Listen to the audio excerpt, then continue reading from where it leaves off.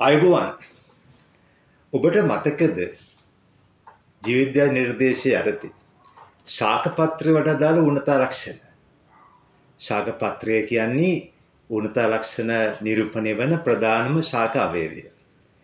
ශාකයට නිසි පරිදි මුලද්‍රව්‍ය අපි දන්නවා අවශ්‍ය මුලද්‍රව්‍ය 17ක් තියෙනවා ශාක සම්බන්ධයෙන්. මේ මුලද්‍රව්‍ය 17න් එකක් අවශ්‍ය පමණින් නොලැබෙන විටදී ඒ ශාකයේ තුල උණතාලක්ෂණ නිරූපණය වෙනවා. විශේෂයෙන්ම ශාක පත්‍රවල තමයි පැහැදිලි වශයෙන්ම උණතාලක්ෂණ නිරූපණය වෙන්නේ. ඉතින් ඒ නිසා අපේ මේ වැඩසටහනෙන් බලාපොරොත්තු වෙනවා ඔබ සෑම දිනාටම මේ ශාක පත්‍රයේ උණතාලක්ෂණ තා පැහැදිලිව ඔබට හඳුන්වා දෙන්න. ඔබ ඒ උණතාලක්ෂණ හොඳින් මතක තබා ගන්න 2027 2028 විභාග දෙකටම මේ උණතාලක්ෂණ වැදගත් කියලා අපි කල්පනා කරනවා. ඒ සඳහා ඉගෙනුම් පළයකට අදාළ වෙනවා. ඉතින් මම ප්‍රථමයෙන් කැමති ඔබට මේ ශාක පත්‍රයත් එක්ක සම්බන්ධ වෙනකොට හරිතාක්ෂයට අදාළ මුලද්‍රව්‍ය ටික හඳුන්වා දෙන්න. ඔබ දන්නවා ශාක පත්‍රය සාමාන්‍ය කොළ පාටයි. ඒකට හේතුව ක්ලොරොෆිල් වර්ණක A සහ B තියෙනවා. ඒ වගේම කැරොටින් සැන්තපෙල්ලුත් තියෙනවා. විශේෂයෙන්ම පත්‍රේ කොළ පාට යුක්ත වෙනවා. ඉතින් මේ කොළ පාට ස්වභාවය කහ පාට හෝ සුදු පාට හැරෙනවා නම් විශේෂයෙන්ම ක්ලොරොෆිල් ෂේ වෙලා අපිට ඒක හරිතාක්ෂය කියන්න පුළුවන්. ඉතින් මේ හරිතාක්ෂයේ විවිධ හේතු තිබුණත් විශේෂයෙන්ම අපි මේ සරකා බලන්නේ උණතාලක්ෂණ කියන්නේ විශේෂයෙන්ම මුලද්‍රව්‍ය උණතාවයේ යටතේ නිරූපණය වන හරිතාක්ෂය පිළිබඳවයි. මම ජීවවිද්‍යාචාර්ය රුවන් රුවන්ගන මුතුගල. ඉතින් බලමු මේ වැඩසටහන තුළින් ඔබට ඉතා පැහැදිලිව උණත පත්‍රය හා සම්බන්ධ උණතාලක්ෂණ ඔබගේ මතකයේ රඳවන්නයි මම උත්සාහ කරන්නේ. ඉතින් මෙන්න මේ තියෙන්නේ ශාක පත්‍රයක රූපරාම අපිට පේනවා.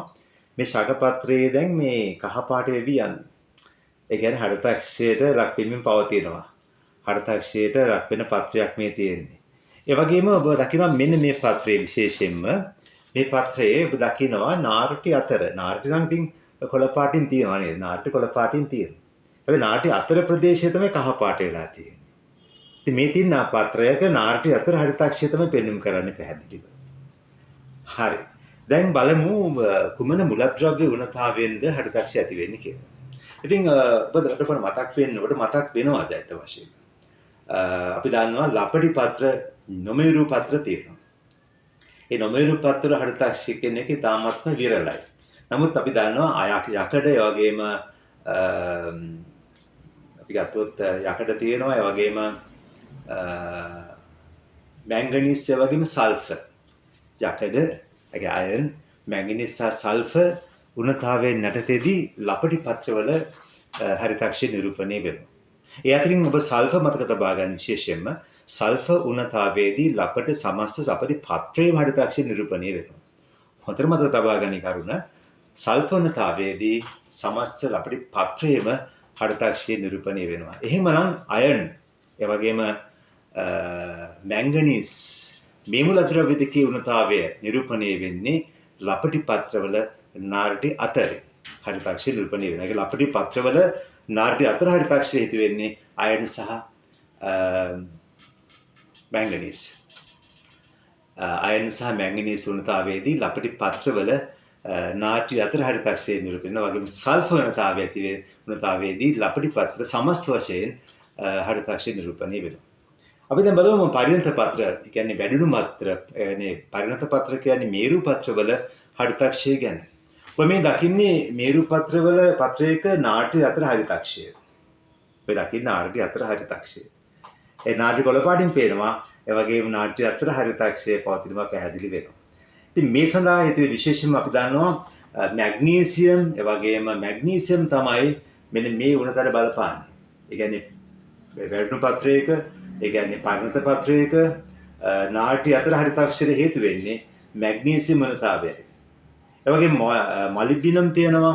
ඒ වගේම නිකල් තියෙනවා. වගේ නයිට්‍රජන් තියෙනවා. මොලිබ්ඩිනම්, නිකල් සහ නයිට්‍රජන්. මෙන්න මේ මුලද්‍රව්‍ය තුන උණතාවයේදී සමස්ත පත්‍රයේ මෙන්න මේ ආකාරයෙන් හරිතාක්ෂය නිරූපණය වෙනවා.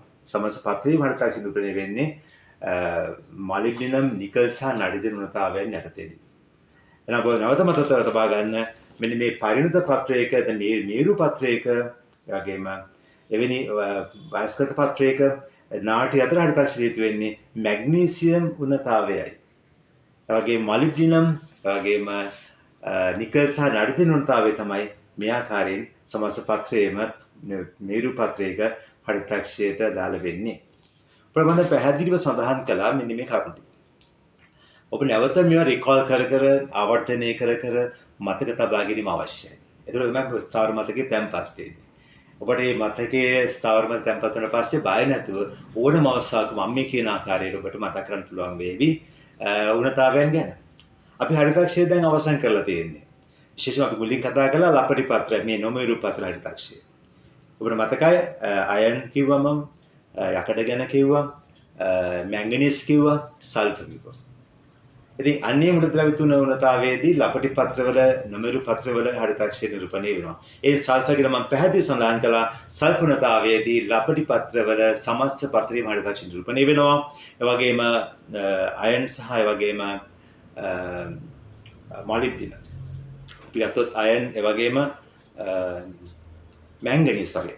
අයන් සහ මැංගනීස් වලින් තමයි අයන් සහ මැංගනීස් වලදී ලපටි පත්‍රයේ විශේෂ නාට්‍ය අතර හරිතාක්ෂය නිරූපණය වෙන ලපටි පත්‍රවල. එතකොට මතක් කරලා නම් සල්ෆර් උණතාවයේදී ලපටි පත්‍රයේ සමස්ත හරිතාක්ෂය ඇති වෙනවා. ඒ වගේම යකඩ සහ මැංගනීස් උණතාවයේදී විශේෂයෙන්ම ලපටි පත්‍රයේ නාට්‍ය අතර හරිතාක්ෂය ඇති වෙනවා. ඒ ලපටි පත්‍ර දැන් මෙමරි පත්‍ර හරි මේරු අපි කියනවා පරිණත පත්‍රවල ගත්තොත් පරිණත පත්‍රවල මැග්නීසියම් උණතාවය තමයි මම මේ පෙන්වන්න කලේ මේ ආකාරයට නාට්‍ය අතර හරිතාක්ෂය පෙන්වන්න කරනවා. ඒ වගේම සමස්ත වශයෙන් ගත්තම මොලිබ්ඩිනම් ඒ වගේම නිකල් සහ ඒ වගේම නයිට්‍රජන් උණතාවයේදී මේ ආකාරයෙන් සමස්ත පත්‍රයේ හරිතාක්ෂය නිරූපණය වෙනවා. මම හිතන්නේ හරිතාක්ෂය පිළිබඳව දැන් මතක් කරගන්න ලේසි. මේ වැඩසටහන වරින් වර බලලා මේක නැවත නැවත ආවර්තනය කරන්න පුළුවන්. ඉතින් පත්‍ර උණතාවයන් මෙච්චරද තියෙන්නේ. ඔබට මතක් කරන්න පුළුවන්ද හරිතාක්ෂය ඇරෙන්නට පත්‍රයේ නිරූපණය වන උණතා ලක්ෂණ තව මොනවද කියලා? මම කලින් වැඩසටහනදී පෙන්වන්න කළා මෙන්න මේ විපස්සතහන. ඔබ මතකද දන්නේ මතක් කරන්න. මෙන්න මේ ආකාරයෙන් පත්‍රයක ධාරයේ පත්‍ර මායිම් කහදුඹුරු පාට වෙලා තිබෙනවා නම් එතන උණතාවයේ තියෙන පොටෑසියම් උණතාවය බවට මතක් වෙන්න ඕනේ. පත්‍රයක මේ මායිම මේ ධාරය දුඹුරු කහ පාටින් පත්‍රලා තියෙනවා නම් මේ ආකාරයට ඒ උණතාවය අපි සලකනවා පොටෑසියම් උණතාවය කියලා. right. පොඩි මේක මතක් වෙනවද දැන්? මොකද්ද මේ උණතාවය? මේ තියෙන ෆොස්ෆරස් උණතාවය. මේ නාරික දම් පාට වෙලා ඇන්තෝසයන් වර්ණකයේ වලට සංශ්ලේෂණය වෙලා. නාරික දම් පාට වෙන්නේ ෆොස්ෆරස් උණතාවයේදී. ඒ වගේම මේ තියෙන පත්‍රයක සමස්ත කොටසක් දම් පාට වෙලා තියෙනවා. මේකටත් අපි ෆොස්ෆරස් උණතාවය ගන්න පුළුවන්. හැබැයි මේ සම්ප්‍රප්‍රදේ සඳහන් වෙනවා නාටි දම් පාට වෙලා තිබෙන්නේ ෆොස්ෆරස් උණතාවයේදී කියලා. ඉතින් ඔබට මෙන්න මේ මම පොඩි අභියෝගයක් කියලා කරා මෙන්න මේ පත්‍රයේ මේ රූපසටහනේ දැන් මේ පත්‍රයේ ධාරයේ පත්‍ර අග්‍රය මේ ගිහිල්ලා තියෙන්නේ. පත්‍ර අග්‍රය මේ ගිහිල්ලා. පත්‍ර අග්‍රය මේ ආකාරයෙන් මේ යනවා නම් මේ ආකාරයෙන් විනාශයටපත් වෙනවා නම් එතන තියෙන්නේ නිකල් උණතාවය. මතක තියාගන්න පත්‍රයක පත්‍ර අග්‍රය මෙන්න මේ ආකාරයට මේ යනවා නම් මේ ගිහිල්ලා තිබෙනවා නම් ඒ නිකල් උණතාවය තමයි ඔබට මතක් වෙන්න ඕන. නිකල් උණතාවයේ ලක්ෂණ තමයි මේ පෙන්වන්න කරලා තියෙන්නේ. right. දැන් බලමු මේ පත්‍ර අග්‍රය මේ ආකාරයෙන් පත්‍ර අග්‍රය මේ ආකාරයට වියලීම සිදු වෙනවා නම් මේ ආකාරයෙන් පත්‍ර අග්‍රයේ වියලීම සිදු වෙනවා නම් ඒකට ප්‍රධාන වශයෙන් බලපාන්නේ කුමක්ද උණතාවය? පත්‍ර අග්‍රයේ වියලෙන්නේ කුමන උණතාවය? මතක් කරගන්න. කොපර් උණතාවය. කොපර් උණතාවය තමයි කොපර් උණ වීමේදී පත්‍ර අග්‍රය මේ ආකාරයෙන් වියලී යන්න පුළුවන්. ඒ වගේ අපිට තව දෙයක් මතක් වෙන්න ඕනේ. කොපර් උණතාවයේදී ලපටි පත්‍රවලත් උණතාවයක් නිරූපණය වෙනවා. මොකක්ද ඒ උණතාවය? ලපටි පත්‍ර ලාකොල පාට වෙන්නේ කොපර් උණතාවය නිසා. එහෙනම් කොපර් උණතාවයන් දෙකක් මතක් වෙන්න ඕන ඔබට. ලපටි පත්‍රයේ උණතාවයේදී ලපටි පත්‍රය ලාකොල පාට වෙනවා. ඒ වගේම පරිණත පත්‍රයේ කොපර් උණතාවයේදී නිරූපණය වෙන්නේ පත්‍ර අග්‍රය න්යාගින් වියලී යාමට වාජනය වෙනවා. ඒ වගේම මේ තියෙන්නේ පත්‍ර රැලි වැටීමක්. මේ පත්‍ර රැලි වැටෙන අවස්ථාවක්. පත්‍ර මියාගෙන රැලි වැටීමක් සිදු වෙනවා නම් කුමක්ද මේ උණතාවය? දැන් මතක් කරගන්න. පොඩි වෙලාවක් දෙන්න. මොකක්ද මේ උණතාවය? මේ සිංකුණතාවයේදී මේ ආකාරයෙන් පත්‍ර රැලි වැටීමක් සිදු වෙනවා. සිංකුණතාවයේ පත්‍ර රැලි වැටීමක් සිදු වෙනවා. ඔබට තව දෙයක් මතක් කරන්න ඕනේ. ඒ තමයි ලපටි පත්‍රයක රැලි වැටීමක් සිදු වෙනවා නම් ලපටි පත්‍රයේ රැලි වැටීමක් සිදු වෙනවා නම් මොකක්ද උණතාවය? ලපටි පත්‍රයේ රැලි වැටෙන්නේ කැල්සියම් උණතාවය නිසා. කැල්සියම් උණතාවයේදී ලපටි පත්‍රවල රැලි වැටී යාමක් සිදු වෙනවා. ඉතින් තව එක ප්‍රශ්නයක් මම කැමතියි ඔබෙන් අහන්න. ඔබට මතකද ඒ වගුවේ තියෙනවා ඝන චර්මල පත්‍රය සකස් වෙනවා කියලා. ඝන චර්මල පත්‍ර සකස් වෙන්නේ කුමන මූලද්‍රව්‍යක උණතාවයෙන්ද? ඔබට මතක් වෙනවද? ඔව් පිළිතුර නිවැරදි. චර්මල පත්‍ර ඝන චර්මල පත්‍ර ඇති වෙන්නේ බෝරොන් උණතාවය නිසා. බෝචා කියලා බද තියාගන්න නේද? බෝරොන් උණතාවයේදී චර්මල පත්‍ර ඝන චර්මල පත්‍ර. චර්මල පත්‍ර කියන්නේ මොනවද? මොකක්ද ඒ ස්වභාවය? චර්මල කියන්නේ අර ලෙදරි ටයිප් එක. ලෙදරි ටයිප් එක කියන්නේ සමක් වගේ නිකන් ගොරෝසු තත්ත්වයට පත්‍රේපත් වෙනවා. ඒ වගේම පත්‍රයේ කොළපාර ගතිය දුර්වර්ණ වෙනවා. පත්‍රයේ දුර්වර්ණ වෙනවා නම් ඒ වගේම සමක ස්වභාවයෙන් පත්‍ර මතපිට සකස් වෙනවා නම් ඒ තියෙන්නේ ඝන චර්මල පත්‍ර ස්වභාවය. ඝන චර්මල පත්‍ර ස්වභාවය. ඉතින් මම දැන් අද වැඩසටහනේදී තාමත් පැහැදිලිව ඔබට රූපසටහන් පෙන්වන්න කරමින් ඔබට නැවත මතක් කරන්න පුළුවන් ආකාරයට වැඩසටහන නැවත බලන්න මම පත්‍රවල තියෙන උණතාව සෙක්ෂන් සියල්ලම මගේ අවසන් කරලා තියෙනවා. ඔබට මම නැවත මතක් කරන්න පුළුවන් මම මුලින්ම හරිතාක්ෂය කතා කළා. ඊට පස්සේ අපි කතා කළා පත්‍ර ධාරයේ මුල්පා පාට වෙන්නේ පොටෑසියම් උණතාවය කියලා කිව්වා. ඒ වගේම ඔබට මතක ඇති පත්‍ර අගිස් මැරෙනවා නම් පත්‍ර අග්‍රේ මැරෙමිය යනවා නම් ඒ නිකල් උණතාවය කියලා කිව්වා. පත්‍ර අග්‍රය වීරණ භාජනය වෙනවා නම් වීරණව නම් ඒක අපි කොප උණතාවය කියලා කිව්වා. ඒ වගේම පත්‍රේ නාට්‍ය දම්පාට වෙනවා නම් පත්‍ර නාට්‍ය දම්පාට වෙන ෆොස්ෆරස් උණතාවයේදී පත්‍ර රැලි වැටීම සිදු වෙන්නේ සිංක් උණතාවයේදී චර්මල පත්‍ර ඇති වෙන්නේ බෝරොන් උණතාවයේදී. ඉතින් ලපටි පත්‍ර ගැන මම නැවත මතක් කරන්නම්. නොමිරු පත්‍රවල පත්‍ර ලාකොළ පාට වෙන්නේ කුමක් නිසාද? ලාකොළ පාට වෙන්නේ කොප උණතාවය නිසා. ඒ වගේම ඔබ තව මතක තියාගන්න ඕනේ තමයි අපිට මතක් වෙන්න ඕනේ ලපටි පත්‍රවල විශේෂයෙන්ම රැලි වැටෙනවා නම් පත්‍ර රැලි වැටෙනවා නම් කැල්සියම් උණතාවය. ලපටි පත්‍රවල නාට්‍ය අතර හරිතාක්ෂය ඇති වෙන්නේ කුමක් නිසා? නාට්‍ය අතර හරිතාක්ෂය ඇති වෙන්නේ අයර්න් සහ මැංගනීස් නිසා. ලපටි පත්‍රයේ සම්පූර්ණම හරිතාක්ෂයට භාජනය වෙන්නේ සල්ෆර් උණතාවය නිසා. ඉතින් අපිට ඒක මතකයි මම හිතන්නේ. දැන් අපි බලමු තව පොඩි දෙයක්. පත්‍ර මම අවස්ථාවක් ලබා දෙනවා කල්පනා කරන්න. පත්‍ර ශනිකව හැලෙන්න පුළුවන්. පත්‍ර හැලෙන්නේ කුමන මූලද්‍රව්‍ය උණතාවය නිසාද? අපි සම්ප්‍රක්‍රියාවේ මෙන්න මේ ආකාරයෙන් තියෙනවා පිළිබඳව. පත්‍ර හැලියම සම්බන්ධව ප්‍රශ්නයක් අහන්නම් මම මේ ආකාරයට. ප්‍රශ්නාංක 1. ලපටි පත්‍ර හැකිලීම සිදුවන්නේ. මට උත්තර දෙන්න. ලපටි පත්‍ර හැකිලීම සිදුවන්නේ කුමන මූලද්‍රව්‍ය උණතාවය නිසාද? කියන්නේ කැල්සියම් කියලා. ලපටි පත්‍ර උණතාවයේ පත්‍ර හැකිලෙන්නේ කැල්සියම් උණතාවය නිසා. මට කියන්නේ ලපටි පත්‍ර මැලවීමක් සිදු වෙනවා නම් කෙලිම හඩදින උණතාවය. පත්‍ර මැලවීමක් සිදු වෙනවා නම් ඒ හඩදින උණතාවය. ක්ලෝරින් උණතාවයේදී පත්‍ර මැලවෙන්න පුළුවන්.